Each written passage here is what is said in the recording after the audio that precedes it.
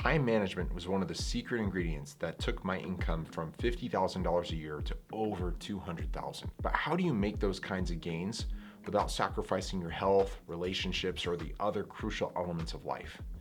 In essence, how do you fit it all in? And you do it with something that I call the critical mass technique. But to do that, you first need to define everything, at least what everything is for you. Because at the risk of stating the obvious, you can't be in two places at once. So you have to pick and choose what are the things that matter the most to you. And so what we often need is not so much a way to manage time, so much as it is to identify the things that bring the greatest return on our time. In addition to that, we also begin to question, is it wise for us to be able to schedule out and plan every single minute? Or is there a place for spontaneity and serendipity in life? Because inevitably, our plans are going to run into roadblocks.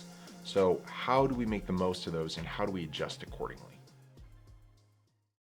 If you're watching this video, I'm going to make a couple of key assumptions. First of all, you're interested in productivity.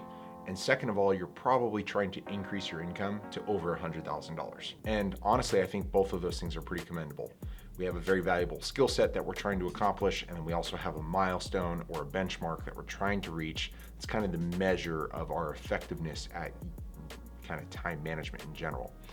And so one of the big things that I think is crucial is just to realize that we're talking about an exchange of resources specifically, using our time in such a way to reach this threshold of $100,000 a year. And the reason it's important to define that is because productivity is about production.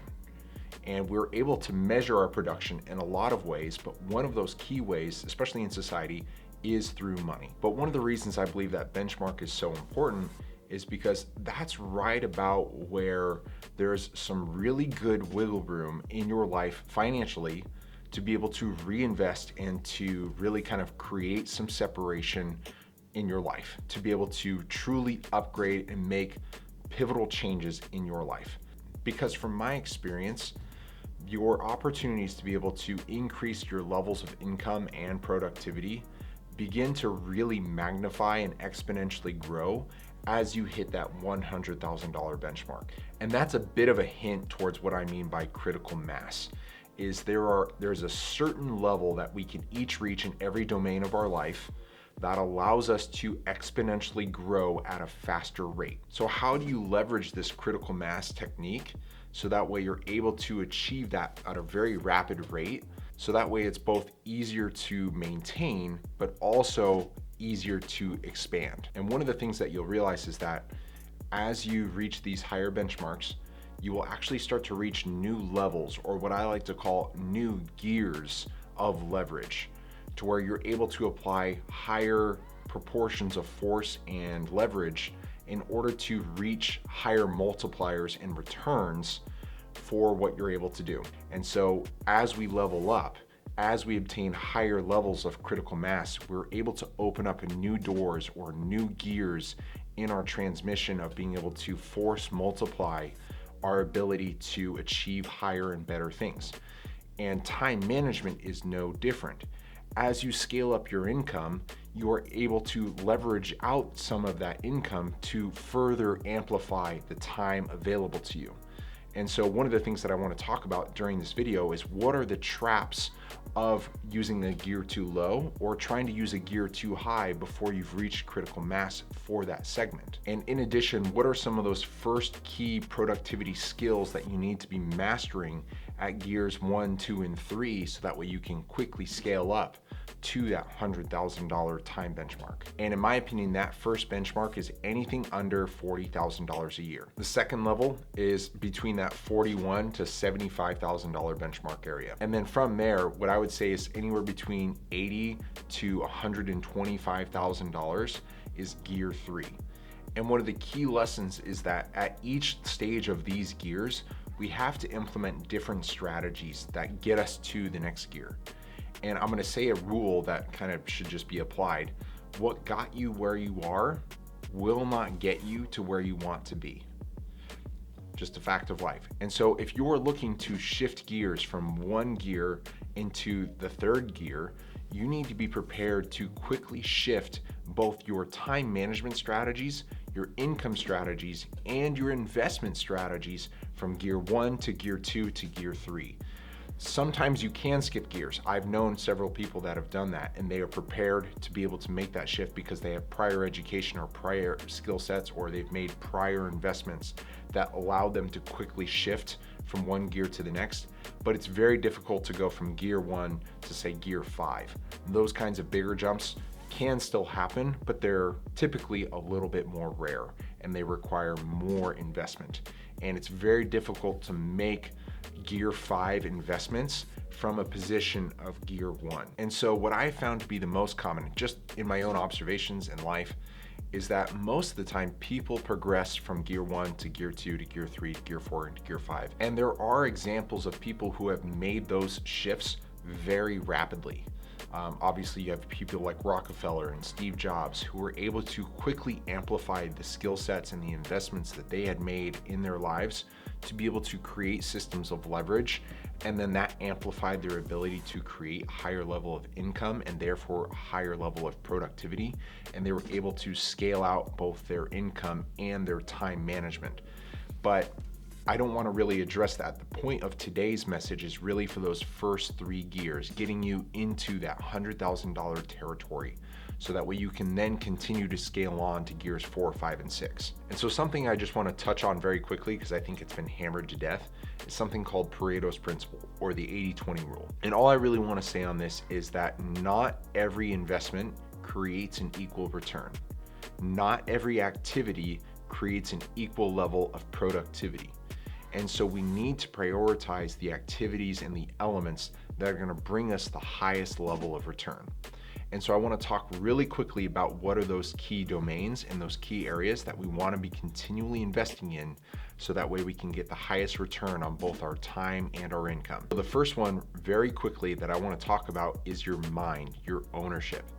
If you do not get control of your mind, and by extension, your emotions, you're going to find it very difficult to progress from gear 1 to gear 2 to gear 3. And I say this because this was my personal experience. My own inability to control my emotions was the one thing that slowed me down more than anything else.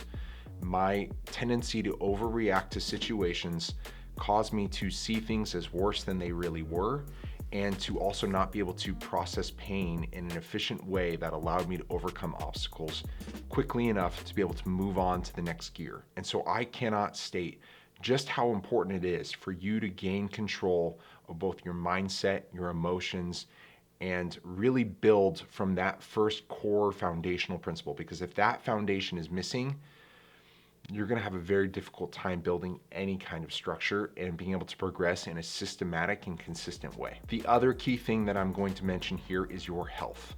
One of the pressures that I think sometimes people feel really compelled to make is to sacrifice their health for their income and productivity. That is not a worthwhile trade, because ultimately what ends up happening is you end up shortchanging yourself, both in terms of how much time you might end up having to live, the physical capacity with which you can work, and then also the clarity of your mind as you work, because that is dependent upon the condition of your physical body. So now that we've spent some time talking about all of the philosophic principles, I want to talk about the nuts and bolts of what's going on. So to preface this, I'm a huge fan of Gary Keller's book, The One Thing. Fantastic book.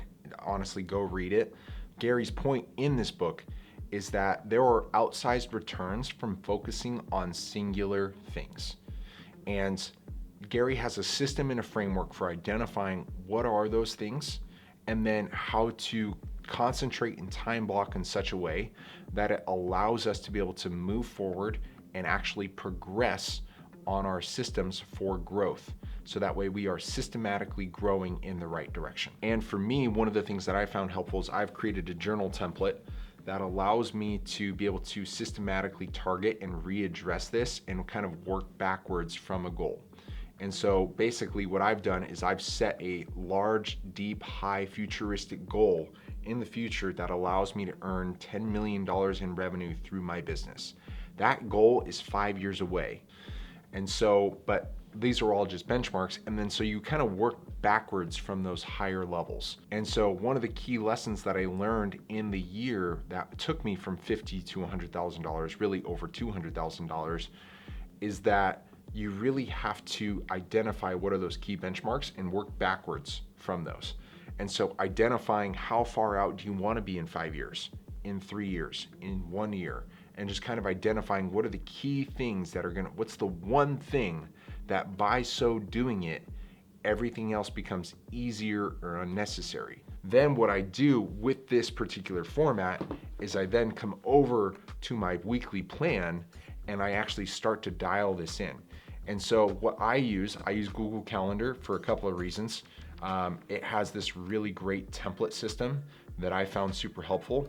And so I'm able to just simply use that, and I'll come over and I'll be able to start with a blank slate on a fresh day. I'll turn on my day template, and this kind of fills in the activities that I'm continually working on, or the activities that I do every single day.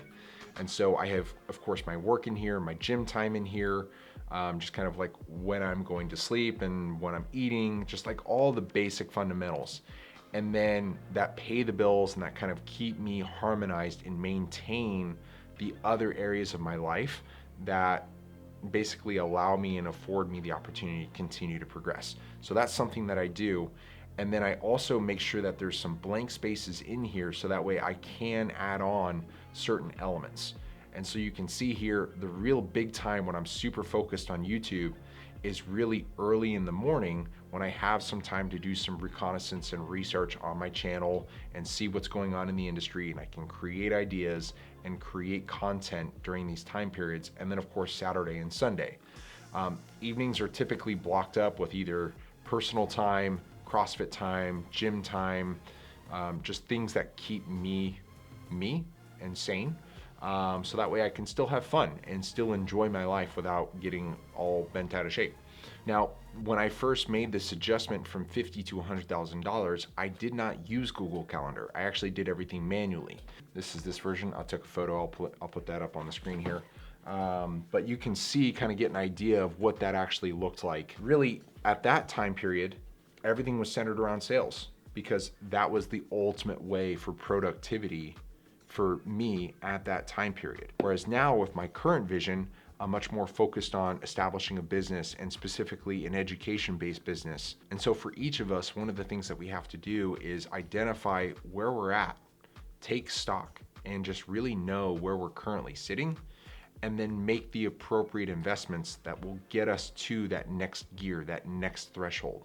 Because I can tell you right now that back when I was in gear 2, when I was making $50,000 a year and spending most of my time invested into that field, I did not have the ability to sustain a play like YouTube, where I would be able to invest significant amounts of time into creating and writing content, editing and publishing, and learning the YouTube ecosystem structure. I just didn't have the time to be able to do that. I knew that that was something I wanted to do, or to learn how to be a published author, or to learn how to be a professional public speaker. Those were goals that I had, but I didn't know everything that needed to be done, nor did I have the resources to go and invest in to find out at that stage. Those were unobtainable goals for me at that point. But what I could do is learn the skills and the jobs that would allow me to increase my income, so that way I would then have the delta to be able to invest into those skills and to be able to snowball and grow that way. And that was one of the key motivations for me, because I knew I wanted to grow into this education content space. But I also knew that if I was going to do that in a sustainable way, I had to cycle through the gears. And each and every single one of us has our own version of that. Whether that's to become a doctor or a lawyer, like we have to make those sacrifices and invest into our education to get the necessary prerequisites, or if it's to build a business, or if it's to build a sales region, right? We each have those responsibilities and those investments that we need to make, and we need to scale up in our gearing. And I hope all of that's been helpful. And if it is, please let me know. Like, subscribe, let me know how I can help you guys out. So, all the best.